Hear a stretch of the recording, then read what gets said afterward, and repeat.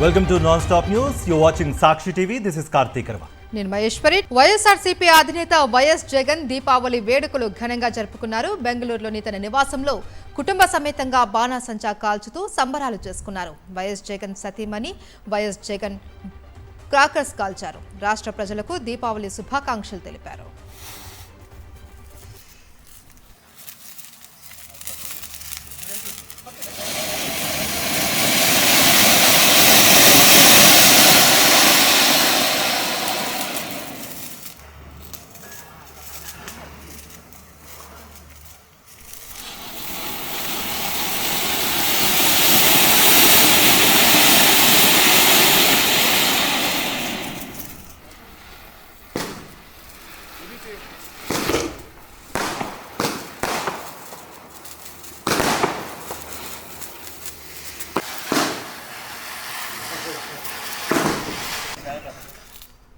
వైఎస్ఆర్సీపీ అధినేత వైఎస్ జగన్ దీపావళి వేడుకలు ఘనంగా జరుపుకున్నారు. బెంగళూరులోని తన నివాసంలో కుటుంబ సమేతంగా బాణాసంచా కాల్చుతూ సంబరాలు చేసుకున్నారు. వైఎస్ జగన్ సతీమణి వైఎస్ భారతి క్రాకర్స్ కాల్చారు. రాష్ట్ర ప్రజలకు దీపావళి శుభాకాంక్షలు తెలిపారు.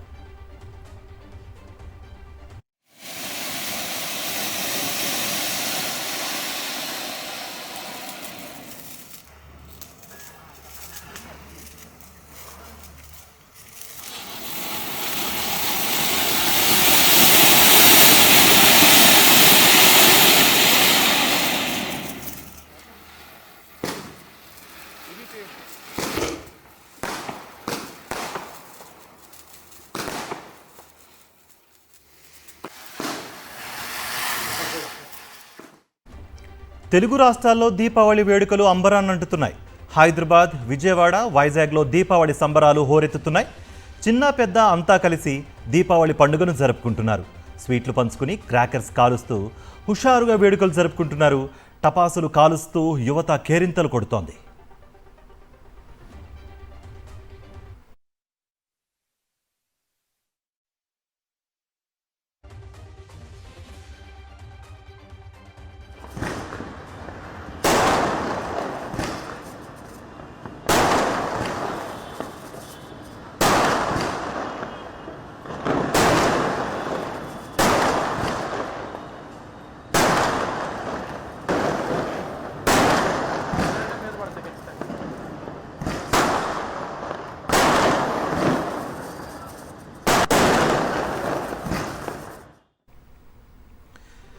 తెలుగు రాష్ట్రాల్లో దీపావళి వేడుకలు అంబరాన్నంటున్నాయి. హైదరాబాద్, విజయవాడ, వైజాగ్లో దీపావళి సంబరాలు హోరెత్తుతున్నాయి. చిన్న పెద్ద అంతా కలిసి దీపావళి పండుగను జరుపుకుంటున్నారు. స్వీట్లు పంచుకుని క్రాకర్స్ కాలుస్తూ హుషారుగా వేడుకలు జరుపుకుంటున్నారు. టపాసులు కాలుస్తూ యువత కేరింతలు కొడుతోంది.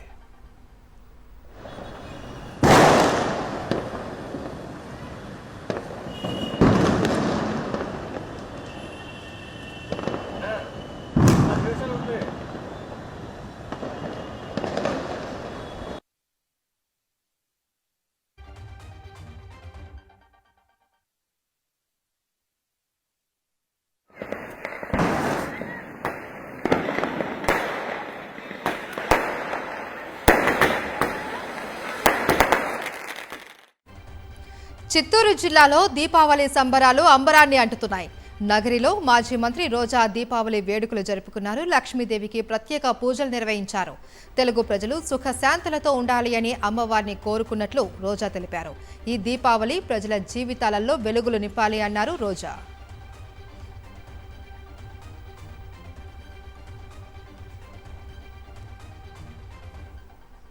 అమావాస్యానాం సర్వాలంకృతానాం నక్షత్రయుక్తానాం శుభ నక్షత్ర శుభయోగ శుభకర ఏవం గుణ. దేశవ్యాప్తంగా దీపావళి సంబరాలు అంబరాన్నంటాయి. దేశంలోని వివిధ నగరాల్లో ప్రజలు దీపావళి వేడుకలను ఉత్సాహంగా జరుపుకున్నారు. బాణాసంచా కాల్చి స్వీట్లు పంచుకున్నారు. బాణాసంచాలతో ఆయా నగరాలు వెలిగిపోయాయి. ముంబై, కోల్కతా, ఢిల్లీ, చండీగఢ్ నగరాల్లో దీపావళి వేడుకలను ఘనంగా నిర్వహించారు. ఢిల్లీ, ముంబైలోని వివిధ ప్రాంతాల్లో ఏర్పాటు చేసిన ప్రత్యేక విద్యుత్ దీపాలు ప్రజలను ఆకట్టుకున్నాయి.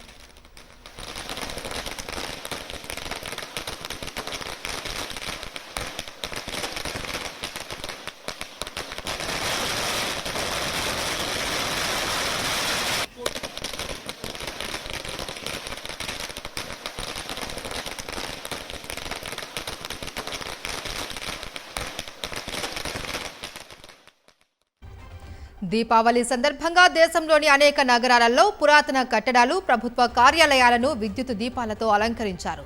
విద్యుత్ దీపాల్లో కట్టడాలు వెలిగిపోతున్నాయి. ముంబై, కోల్కతా, శ్రీనగర్, ఢిల్లీ సహా పలు పర్యాటక ప్రాంతాలలో విద్యుత్ దీపకాంతులు చూపర్లను ఆకట్టుకుంటున్నాయి. గడిచిన వారం రోజులుగా విద్యుత్ దీపాలను ఏర్పాటు చేస్తున్నామని స్థానికులు చెబుతున్నారు. దేశవ్యాప్తంగా దీపావళి సంబరాలు హోరెత్తుతున్నాయి. భారత్, బంగ్లాదేశ్ సరిహద్దుల్లో సైనికులు దీపావళి వేడుకలను జరుపుకున్నారు. మహిళా జవాన్లు ప్రమిదలను వెలిగించి వేడుకలు చేసుకున్నారు. సరిహద్దుల్లోని కాళీమాతా మందిరంతో పాటు సరిహద్దు కంచెపై సైతం దీపాలను వెలిగించారు. అనంతరం బాణాసంచా కాల్చి మిఠాయిలు పంచుకున్నారు. దీపావళి నేపథ్యంలో సరిహద్దుల్లోని అన్ని రెజిమెంట్లలో దీపావళి వేడుకలు నిర్వహించారు.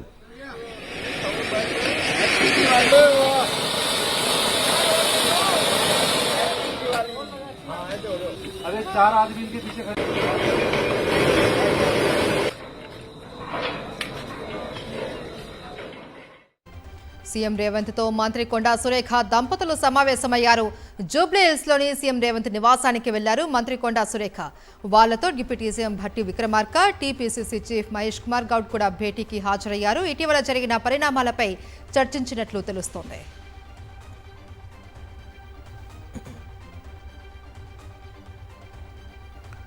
ఉద్యోగులకు మరోసారి మస్కా కొట్టింది చంద్రబాబు సర్కార్. డిఏజీఓలోనూ ఉద్యోగులను మోసం చేసింది. డిఏ ఎరియర్స్ రిటైర్ అయ్యాక ఇస్తామంటూ ఉత్తర్వులు జారీ చేసింది. చరిత్రలో ఎన్నడూ లేని రీతిలో డిఏజీఓ ఇచ్చింది చంద్రబాబు ప్రభుత్వం. ఆ ఉత్తర్వులను చూసి ఉద్యోగులు విస్తుపోతున్నారు. ఇక రిటైర్ అయిన పెన్షనర్లను మోసం చేసింది చంద్రబాబు సర్కార్. పెన్షనర్ల డిఏ ఎరియర్స్ 2027-28 ఆర్థిక సంవత్సరంలో ఇస్తామని జీవో ఇచ్చింది. ఇచ్చిన ఒక్క డిఏకి ఇన్ని కొర్రీలా అంటూ ఉద్యోగ సంఘాల నేతలు మండిపడుతున్నారు. కూటమి ప్రభుత్వ వైఖరిపై ఉపాధ్యాయ సంఘాలు ఆగ్రహం వ్యక్తం చేస్తున్నాయి.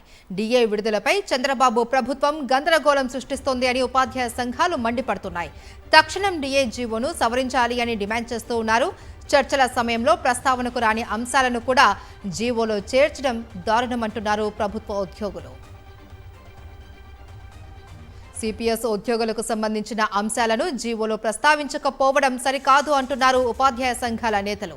ఉద్యోగ విరమణ చేసిన వారికి 2027-28 ఆర్థిక సంవత్సరంలో 12 వాయిదాల్లో బకాయిలు చెల్లిస్తాము అని చెప్పడాన్ని ఖండిస్తున్నాము అన్నారు.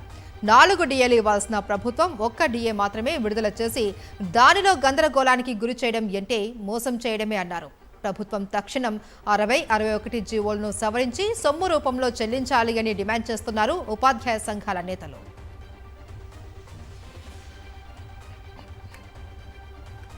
చంద్రబాబు పాలనలో వెలుగులు లేని దీపావళి అంటూ వైఎస్ జగన్ ట్వీట్ చేశారు. చంద్రబాబు ఇంటింటా వెలిగిస్తామన్న దీపాల్లో ఏ ఒక్క దీపమైనా ఈ 18 నెలల కాలంలో వెలిగిందా అని వైఎస్ జగన్ ప్రశ్నించారు. చంద్రబాబు పాలనలో రాష్ట్రంలో ఎవరికీ సంతృప్తి లేదన్నారు. నిరుద్యోగులందరికీ నెలకు 3,000 చొప్పున భృతి, ప్రతి అక్క చెల్లెమ్మకు నెలకు 1,500, ఏడాదికి 18,000, 50 ఏళ్లకే పెన్షన్, నెల 4,000, ప్రతి రైతుకు ఏడాదికి 20,000 పీఎం కిసాన్ కాకుండా ఇస్తామంటూ ఇచ్చిన మాట గుర్తుందా అని వైఎస్ జగన్ నిలదీశారు.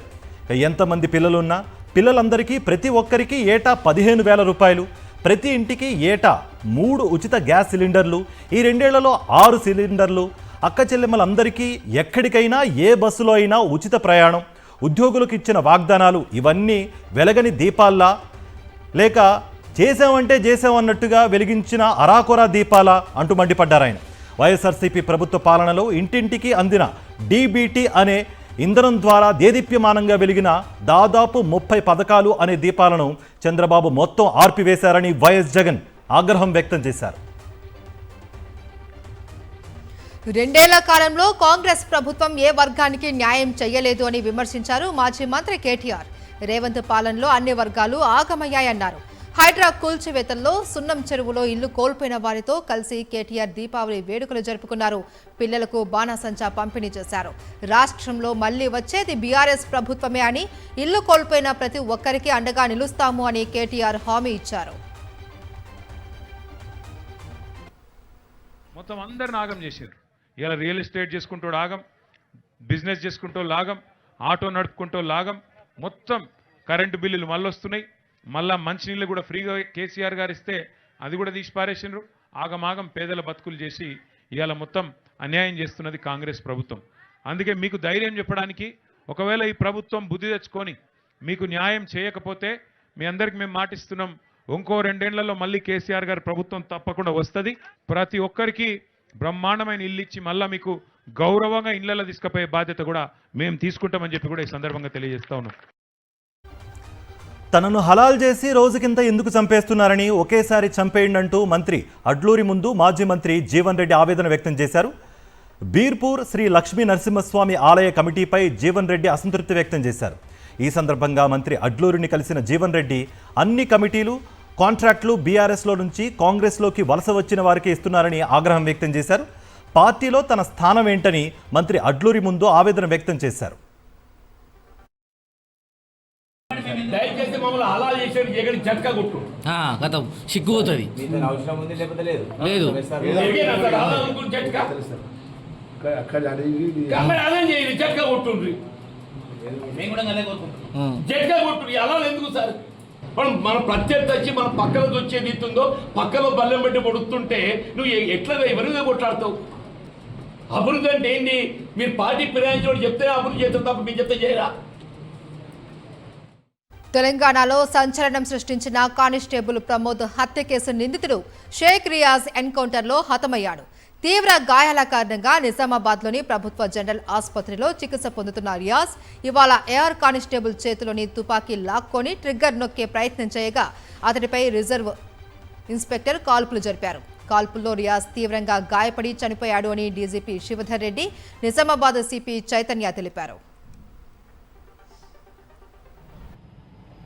గవర్నమెంట్ జనరల్ హాస్పిటల్లో కానిస్టేబుల్ గారి దగ్గర ఉన్న తుపాకీని లాక్కుని రియాజ్ ట్రిగ్గర్ ఒత్తడం మొదలుపెట్టాడు.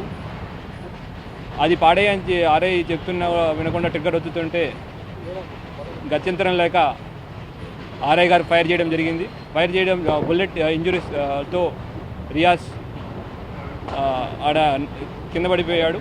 తర్వాత ఎస్ఓపి ప్రకారం దాని మీద కేసు రిజిస్టర్ చేయడం అండ్ ఎంక్వైరీ చేయడం జరుగుతూ ఉంది. కానిస్టేబుల్ ప్రమోద్ను హత్య చేసిన రియాజ్ ఎన్కౌంటర్లో హతం కావడంతో టపాసులు పేల్చి పోలీసులు సంబరాలు చేసుకున్నారు. ప్రమోద్ స్వగ్రామం బోధన్లో స్థానికులు, యువకులు బాణాసంచా పేల్చి ఒకరికొకరు స్వీట్లు తినిపించుకున్నారు. రియాజ్ ఎన్కౌంటర్పై ప్రమోద్ కుటుంబ సభ్యులు హర్షం వ్యక్తం చేశారు.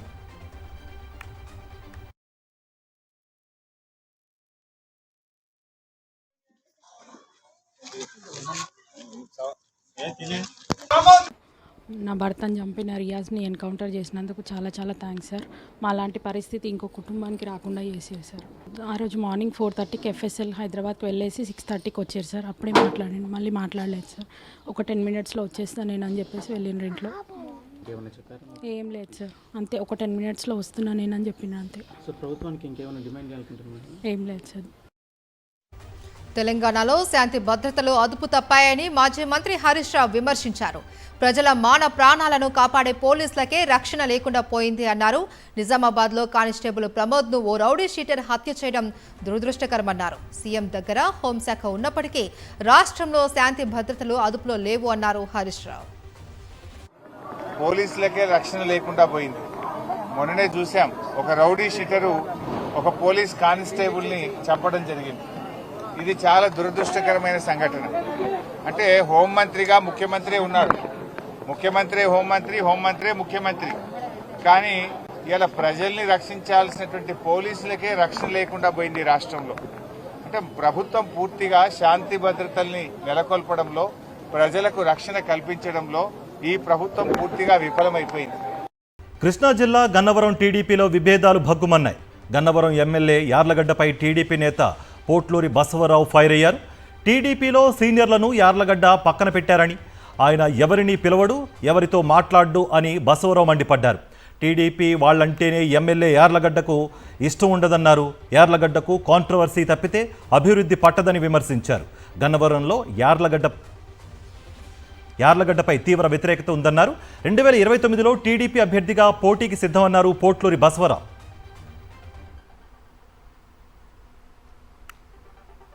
రెండు 2024లో మళ్ళీ ఎలక్షన్లో తెలుగుదేశం పార్టీకి వెంకటరావు సీట్ ఇచ్చారు. సీట్ ఇస్తే నేను నా శక్తి వంచన లేకుండా ఆయన గెలుపుకి ఎనలేని కృషి చేశాను. నేను చేసి ఆయన గెలిపించుకున్నాం. ఆయన మరి కొంచెం మా మీద ద్వేషం పెంచుకుని మాతో పార్టీ కార్యక్రమాలకు కానీ మమ్మల్ని పిలవటం కానీ ఏమీ లేదు. కొంతమందిని తెలుగుదేశం పార్టీలో సీనియర్స్ కానీ చాలామందిని ఆయన సంబంధాలు లేవు, వదిలేశాడు ఆయన. గుంటూరు జిల్లా పొన్నూరు నియోజకవర్గంలో ఎమ్మెల్యే ధూళిపాళ్ల నరేంద్ర ఏడాదిగా కాపులపై దాడులు చేయిస్తూ ఉన్నారని మండిపడ్డారు వైఎస్ఆర్సీపీ సమన్వయకర్త అంబటి మురళీకృష్ణ. తిరుమలశెట్టి లక్ష్మీనాయుడు కుటుంబం విషయంలో కాకర్ల హరిశ్చంద్ర ప్రసాద్ తీరును తప్పుపట్టారు. ఈ విషయంలో డిప్యూటీ సీఎం పవన్ కళ్యాణ్ ఎందుకు మాట్లాడడం లేదు అని ప్రశ్నించారు. వెంటనే బాధిత కుటుంబానికి ₹1 కోటి పరిహారం అందించాలి అని డిమాండ్ చేశారు మురళి. గుంటూరులోని ప్రైవేట్ ఆసుపత్రిలో చికిత్స పొందుతున్న కాపు యువకులను వైఎస్ఆర్సీపీ నేతలతో కలిసి పరామర్శించారు ఆయన. తిరుమలశెట్టి లక్ష్మీనాయుడు అక్కడే మరణించడం జరిగింది. అదేవిధంగా తిరుమలశెట్టి పవన్ నాయుడు ఈ రోజున ఐసీయూ నుంచి ఇప్పుడే తీసుకురావడం జరిగింది. అదేవిధంగా తిరుమలశెట్టి భార్గవ నాయుడు. వీటన్నిటికి కూడా ప్రధానమైన కారణం కాకర్ల హరిశ్చంద్ర ప్రసాద్ దౌర్జన్యానికి ఇది పరాకాష్ట. పొన్నూరు నియోజకవర్గం శాసనసభ్యుడు ధూళిపాళ్ల నరేంద్ర కాపు కులం మీద గత సంవత్సరం నుంచి చేస్తున్నటువంటి దారుణాలు మీకు తెలియంది కాదు. మాచర్ల నియోజకవర్గంలో టీడీపీ గూండాలు మరోసారి బరితెగించారు. Journalist లక్ష్మణరావుపై TDP MLA Julakanti Brahmareddy అనుచరుడు దాడికి యత్నించారు. కారంపూడిలో అక్రమాలపై వార్తలు రాశాడన్న కక్షతో లక్ష్మణరావుపై దాడికి తెగబడ్డారు. టీడీపీ గూండాల దాడిలో జర్నలిస్ట్ లక్ష్మణరావుకు తీవ్ర గాయాలయ్యాయి. దాడి చేసింది పోయి తిరిగి జర్నలిస్ట్ పైనే అక్రమ కేసు బనాయించేందుకు టీడీపీ నేతలు యత్నించారు. కారంపూడి మండలంలో పేకాట, వేశ్య గృహాలు, బియ్యం, రేషన్ బియ్యం, గుట్కాలు ఇవన్నీ ముగ్గురు చేతుల్లోనే ఉన్నాయి. ఆ ముగ్గురు వార్తలు నేను రాశానని ఆ ముగ్గురు నా మీద కష్టగట్టి నా మీద దాడి చేశారు. వాళ్ళు మా ఇంటి మీదకి వచ్చి నన్ను చంపుతానని బెదిరిస్తున్నారు కాబట్టి నాకు ప్రాణభయం ఉంది. నేను ఎస్ఐ గారికి చెప్పినా కానీ ఎస్ఐ గారు పట్టించుకునే స్టేజ్లో లేడు. అవినీతి ఆరోపణలతో ప్రభుత్వ పరువు తీసిన 2 అధికారులపై బదిలీ వేటు పడింది. విశాఖ ఆర్డీఓ శ్రీలేఖ, డిఆర్ఓ భవానీ శంకర్ను బదిలీ చేస్తూ ప్రభుత్వం ఉత్తర్వులు జారీ చేసింది. వారిద్దరిని ప్రిన్సిపల్ సెక్రటరీకి రిపోర్ట్ చేయాలి అని ఆదేశించింది. ఇక డిఆర్ఓ బాధ్యతలను జాయింట్ కలెక్టర్కు, ఆర్డీఓ బాధ్యతలను డిప్యూటీ కలెక్టర్కు అప్పగించాలి అని, శ్రీలేఖ, భవానీ శంకర్లను విడుదల నుండి రిలీవ్ చేయాలి అని జిల్లా కలెక్టర్కు ఆదేశాలు జారీ చేసింది. విశాఖ గాజువాక సమీపానున్న గవర జగ్గపాలెం దుర్గా నగర్లో భారీ అగ్ని ప్రమాదం సంభవించింది. వేస్ట్ కన్వేర్ బెల్టులు, లారీ టైర్ల యార్డులో ప్రమాదవశాత్తు మంటలు చెలరేగాయి. బెల్టులు, టైర్లు కావడంతో అగ్ని కీలలు పెద్ద ఎత్తున ఎగిసిపడుతున్నాయి. ఘటనా స్థలానికి 2 ఫైర్ ఇంజన్లతో చేరుకున్న అగ్నిమాపక సిబ్బంది మంటలను ఆర్పేందుకు ప్రయత్నిస్తున్నారు. దీపావళి కావడంతో యార్డులో క్రాకర్స్ పడి మంటలు చెలరేగి ఉంటాయని స్థానికులు అనుమానం వ్యక్తం చేస్తున్నారు. కాలుతున్నవి టైర్లు కావడంతో మంటలు తొందరగా అదుపులోకి రావు అని చుట్టుపక్కల వాళ్ళు ఆందోళన చెందుతున్నారు.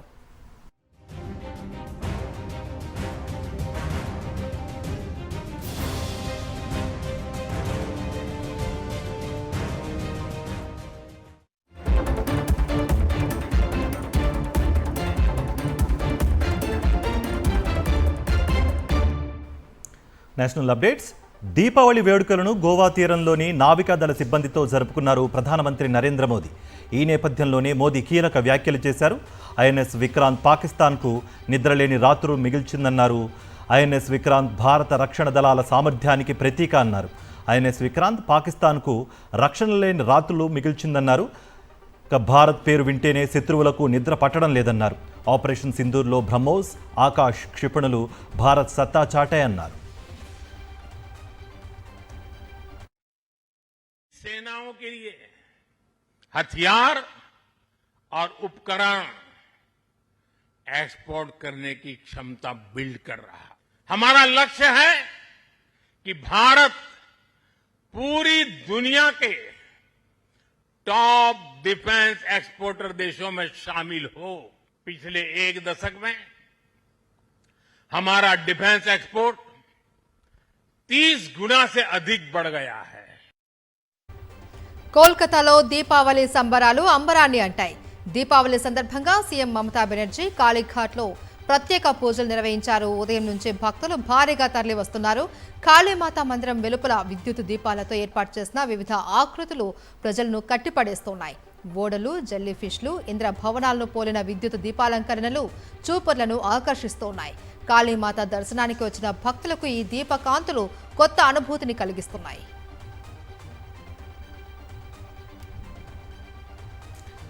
బీహార్ రాజకీయాలు రసవత్తరంగా సాగుతున్నాయి. విపక్ష మహాగఠబంధన్లో సీట్ల పంపకాలు పూర్తి కాకుండానే అభ్యర్థులను ప్రకటించేసుకుంటున్నారు పార్టీలు. కాంగ్రెస్, ఆర్జేడీ మధ్య మంతనాలు కొనసాగుతుండగానే లాలూ ప్రసాద్ యాదవ్ పార్టీ అభ్యర్థుల జాబితా విడుదల చేశారు. 143 మంది అభ్యర్థుల పేర్లను ఖరారు చేసింది. ఆర్జేడీ అగ్రనేత మాజీ డిప్యూటీ సీఎం తేజస్వి యాదవ్ వైశాలి జిల్లాలోని రాఘవ్పూర్ స్థానం నుంచి పోటీ చేయనున్నారు. ఇప్పటికే 54 మంది అభ్యర్థుల జాబితా విడుదల చేసిన కాంగ్రెస్ తాజాగా మరో 6 పేర్లను ఖరారు చేసింది. బీహార్లో తొలి విడతలో 121 స్థానాలకు పోలింగ్ జరగనుండగా విపక్ష కూటమికి చెందిన 125 మంది అభ్యర్థులు బరిలో నిలిచారు. చెన్నైని వరుణుడు వణికిస్తున్నాడు. పలు ప్రాంతాలలో భారీ వర్షం కురవడంతో పలు కాలనీలు జలమయమయ్యాయి. చెన్నై సమీపంలోని వెలాచెరి, మేడివక్కం, పల్లికరనాయితో పాటు ఈసీఆర్, నీలాకారి ప్రాంతాలలో వాన దంచు కొట్టడంతో దీపావళి షాపింగ్ కు బయటకు వచ్చిన జనం, ప్రయాణికులు వరద నీటిలో తీవ్రంగా ఇబ్బందులు పడ్డారు. తూతుకుడిలో వరుసగా 4 రోజులుగా వర్షం పడుతుంది. దీంతో జనజీవనం స్తంభించింది. పలు కాలనీలలో వరద నీరు చేరడంతో జనం బిక్కుబిక్కుమంటూ గడుపుతున్నారు. రాష్ట్రానికి భారీ వర్ష సూచన ఉన్నందున అధికారులతో సీఎం స్టాలిన్ సమీక్షా సమావేశం నిర్వహించారు. హర్యానాలోని అంబాలాలో భారీ అగ్ని ప్రమాదం సంభవించింది. మన్మోహన్ రోడ్లోని ఓ రీసైక్లింగ్ గోడౌన్లో మంటలు చెలరేగే. 4 ఫైర్ ఇంజన్లతో మంటలను ఆర్పేందుకు అగ్నిమాపక సిబ్బంది శ్రమిస్తున్నారు. గోడౌన్లో ప్లాస్టిక్ వస్తువులతో పాటు భారీగా టైర్లు ఉన్నట్టుగా ఫైర్ సిబ్బంది గుర్తించారు. టైర్లు ఉన్నందున మంటలు భారీగా ఎగిసిపడుతున్నాయని అన్నారు.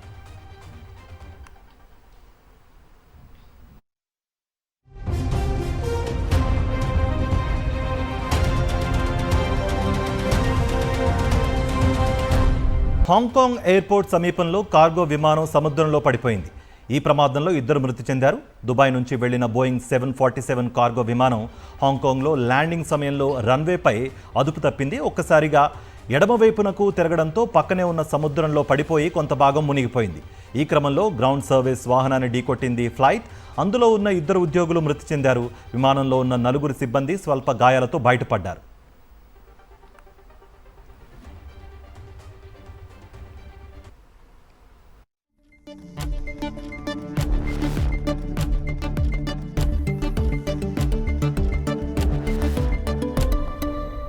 Coming to business updates. Deepavali వేళ భారత స్టాక్ మార్కెట్స్ లాభాల బాటలో పయనించాయి.